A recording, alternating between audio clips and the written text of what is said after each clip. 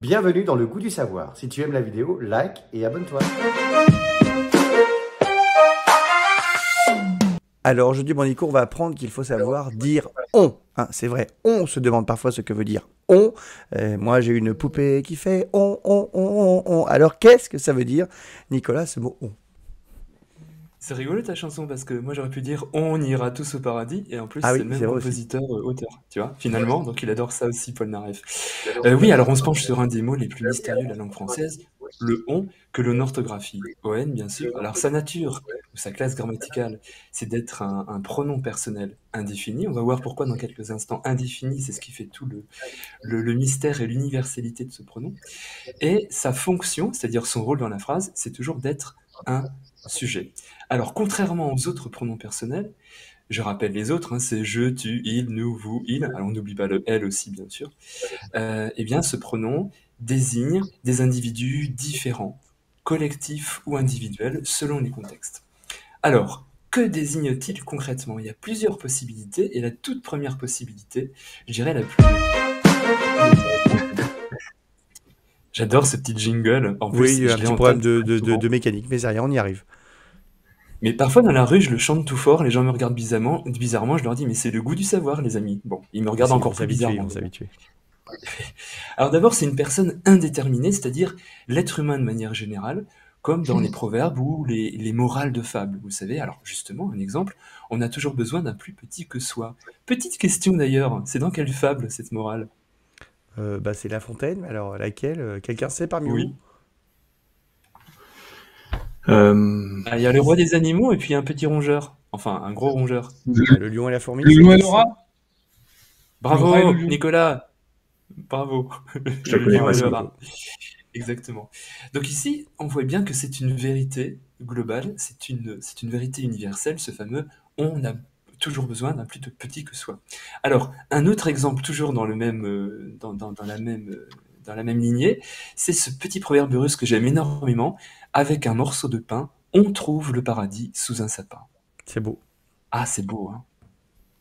c'est très beau. Voilà. Donc dans ces deux cas, on a bien cette idée qui donne une leçon à chaque individu. D'où l'idée de ce on qui est à la fois individuel, ça parle à chacun d'entre nous, mais c'est collectif parce que ça concerne l'universel. Donc là, c'est Alors, l'être autre humain. possibilité, ouais, ouais. Alors, autre possibilité, l'être humain dont l'identité n'est pas précisée. Il se trouve d'ailleurs que on retrouve ce pronom personnel dans deux genres littéraires spécifiques qui révèlent une certaine tension, c'est le fantastique et le policier. Exemple, on a frappé à la porte. Donc, tout premier exemple. Donc, il y a une sorte de mystère. On imagine un contexte où une famille est dans une maison isolée à la campagne et tout d'un coup, on a frappé à la porte. Mais Et qui derrière, sait? on a une forme d'inconnu. Voilà, Qui mais qui sait? sait? C'est Qui sait? suspense. Est-ce que c'est toute l'équipe du goût du savoir qui veut des papillotes à Noël? On ne sait pas. On ne sait pas. Là? Et j'aurais pu dire des pâtes de fruits, moi, vraiment. Et ensuite, deuxième exemple, on a bougé près de la fenêtre. Non? Voilà. Donc, tout ça, ça ajoute au mystère. Et pour savoir quand est-ce qu'on peut l'employer, si je puis dire, on peut remplacer ce pronom indéfini, donc, par quelqu'un. Quelqu'un a frappé à la porte, ou quelqu'un a bougé près de la fenêtre. Non. C'est très clair. Voilà. Donc ça, c'est un exemple assez intéressant qu'on retrouve très souvent en littérature ou même quand on parle entre nous dans ce qu'on appelle la tradition orale. L'autre particularité, la reprise familière du pronom, ce qu'on appelle une reprise pronominale. Alors c'est souvent une erreur en français, donc ça s'appelle une reprise familière. Exemple, nous, on n'a rien compris. Alors, je dirais pas ça pour les maths parce que c'est pas vrai. Depuis que je connais Cyril et Nicolas, je comprends tout aux maths. Ou alors, autre exemple, maman et moi, on t'avait bien dit que tu réussirais. Donc, aie confiance en toi un petit peu. Donc, c'est accepté à l'oral, bien entendu, mais on voit que ça coïncide pas vraiment avec l'idée d'un pluriel, hein, parce que le nous, c'est un pronom au pluriel. Et donc, c'est une forme de reprise familière, mais ça passe très très bien à l'oral, bien entendu. Attention, c'est vraiment fortement déconseillé à l'écrit, Ah, mais donc c'est c'est c'est une faute accepté. hein, si on fait ça Euh, à l'écrit, c'est ça? c'est une faute. Alors, c'est compliqué parce que oui, officiellement c'est une faute, mais vous avez de grands écrivains qui s'expriment parfois de manière familière, justement pour restituer un langage oral, ou bien pour volontairement euh, faire des erreurs et marquer le lecteur, hein. Je pense à Louis-Ferdinand Céline, qui a proposé une écriture assez Je pense à lui particulière, aussi.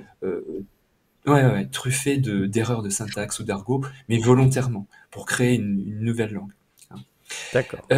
Autre exemple, à nouveau, donc une autre désignation, c'est une manière étonnante de s'adresser à son interlocuteur en remplaçant les pronoms tu et vous. Alors en général, moi c'est ce que j'appelle un petit peu une adresse de bêtification. C'est quand on s'adresse à des individus en général beaucoup plus jeunes que nous, qui ne sont pas des humains, et on se veut particulièrement enthousiaste et tendre. Alors là, imaginons un contexte où on a un papa qui se réjouit du bébé qui est face à lui, mais le pauvre bébé qui est inapte à répliquer à ce type de paroles affectueuses, mais un peu réducteur. Oh oui, on bouge les mains, on est content, donc ça marque l'enthousiasme, bien sûr, mais on devrait dire ah mais oui, tu bouges les mains, tu es content. Mais on préfère dire on, il y a quelque chose qui est qui est à la fois plus tendre, mais du coup qui est un petit peu plus étrange. Alors on peut faire la même chose avec un bébé labrador, bien sûr, auquel cas c'est oh oui, on bouge les papates, on est content, bien Il sûr. faut pas se tromper, Donc, il on faut a pas dire changé ça non à un papates. enfant par contre. Les papates, non. Ça veut dire Oui. que c'est une créature un peu hybride. Ça fait un peu bizarre sinon. Complètement. Et, et alors, l'autre sentiment que je trouve intéressant, c'est, alors ça c'est l'enthousiasme, bien entendu. Ces emplois des pronoms on pour remplacer tu et vous, c'est vraiment pour marquer un sentiment, c'est assez intéressant. Alors ça peut être l'enthousiasme, ça peut être le reproche, il y a tout un spectre possible. Et alors le reproche, j'ai trouvé une petite phrase intéressante. Alors, on donne pas de nouvelles à son vieux copain Dédé la Castagne.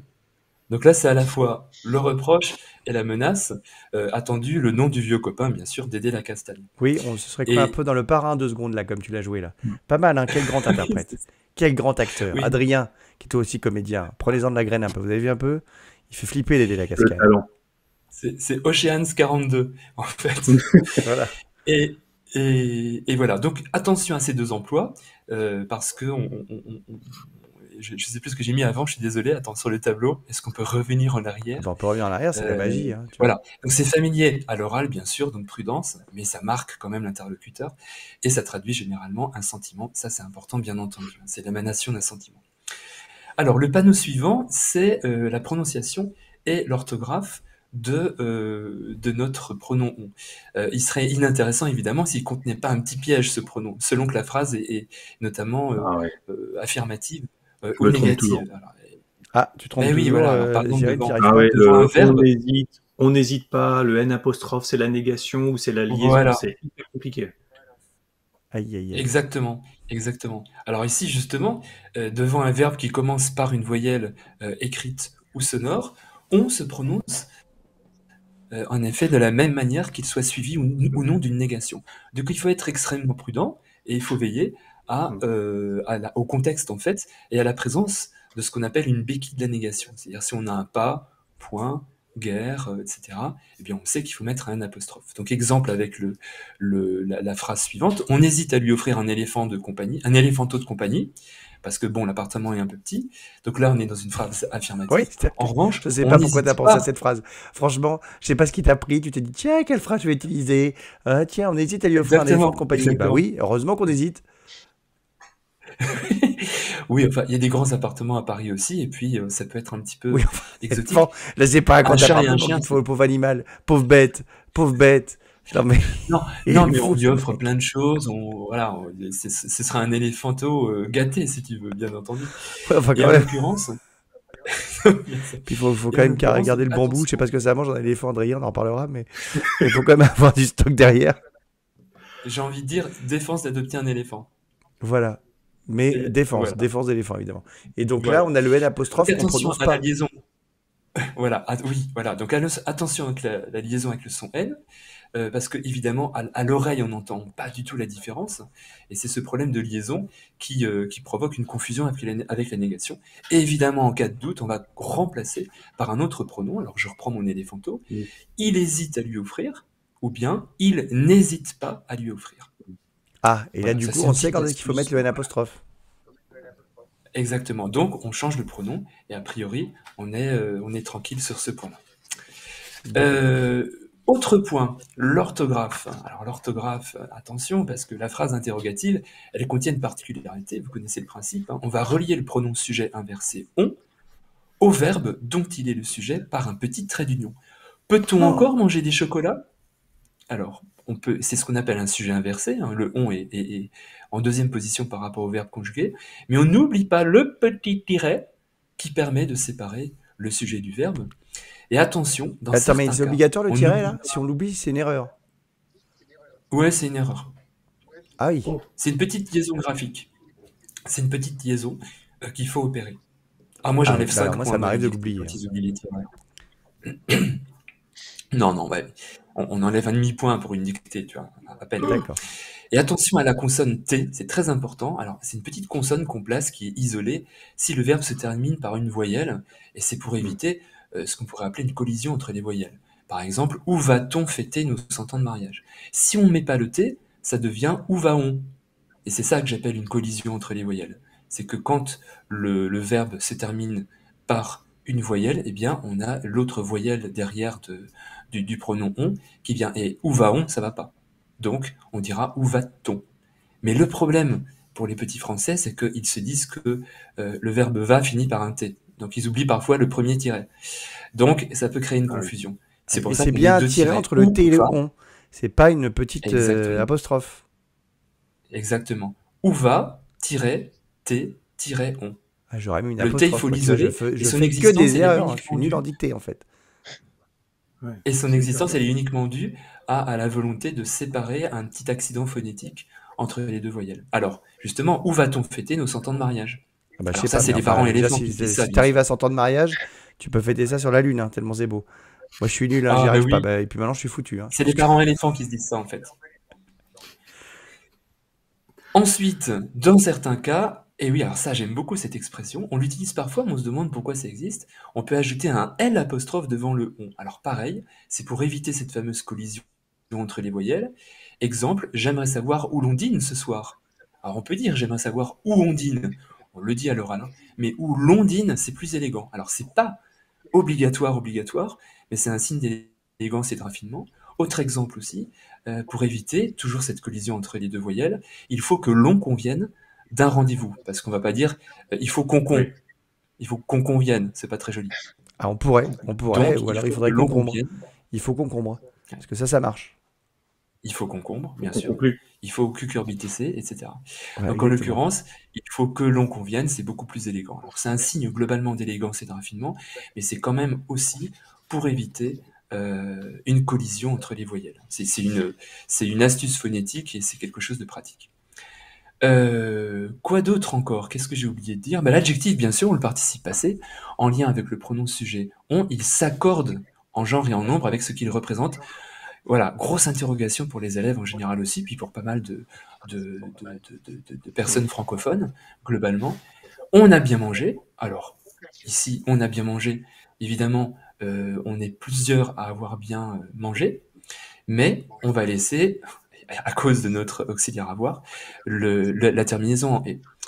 Autre exemple aussi, avec cette fois-ci l'idée du pronom indéfini, c'est-à-dire lorsque chacun est sportif, chacun est exigeant. Lorsqu'on est sportif, l'on est exigeant. Vous voyez que j'ai rajouté le petit L apostrophe. Donc ici, le pronom indéfini, il est généralisant, c'est-à-dire que c'est à la fois collectif, mais ça représente chaque individu. Donc l'accord se fait au masculin singulier. Alors, elle est bizarre. Est-ce qu'on pourrait dire lorsque l'on est sportif, on est exigeant, ou on est obligé de faire lorsqu'on est sportif, l'on Oh, est exigeant? là on peut parce qu'en fait, on n'a pas de collision avec une voyelle. Le que D'accord. qui précède le on, hein, de lorsqu'on est sportif, on a bien un son qui est consonantique, hein, on a une consonne qui claque sur le plan sonore, et après on a une voyelle. Donc c'est beaucoup moins gênant. On peut dire bien sûr lorsque l'on est sportif, mais pour le coup c'est un petit peu plus lourd, puisque là il n'y a pas de collision phonétique entre deux voyelles, tu vois. Moi j'aurais dit lorsqu'on est sportif, on est exigeant, parce que je vois pas pourquoi il y avait l'apostrophe. Oui, c'est pour. Ah mais ça, pour le coup c'est pour le raffinement, hein. Oui. C'est pas pour, Ah c'est oui, pas une t'es pas obligation. obligé. C'est l'avantage. Ah bah oui, c'est l'avantage du français qui parfois se veut raffiné. Et alors, attention, voilà, dernier point. Dans les cas suivants, on comprend, nous comprenons, que le pronom on remplace d'autres pronoms. C'est ça qui est intéressant. Le tu, le vous, le elle, le nous. Donc, gare à l'accord. Exemple, on n'est pas satisfait de 119 en maths. Bien entendu, ici, c'est par exemple un professeur qui pourrait s'adresser de manière ironique à Pour une élève Cécile ou qui a eu pour Aurélie, 19 en quoi. maths et qui voulait 20. Oui. Donc, tout le monde rêve d'avoir 20 en maths, mais un 19 c'est pas mal. Mais le on n'est pas satisfait de son 19 en maths, ça signifie qu'on s'adresse à une interlocutrice et on aurait pu dire tu n'es pas satisfaite de ton 19 en maths, mais on dit on. Donc on a bien accordé l'adjectif satisfaite au féminin. Ensuite, on est trop content, enfin on est trop content de travailler avec Alex. Comme on est plusieurs, on a le tout va droit bien. de mettre un S. Ouais. On est trop content de mettre un S aussi, bien sûr, à content, d'accord? Parce qu'ici le on représente le nous, bien entendu. Enfin, là c'est une sorte de on de majesté, si je puis dire. Voilà, on a fini, c'est un petit peu l'équivalent de voilà, j'ai fini. Eh ben, c'est beau. Eh ben, on a tout compris.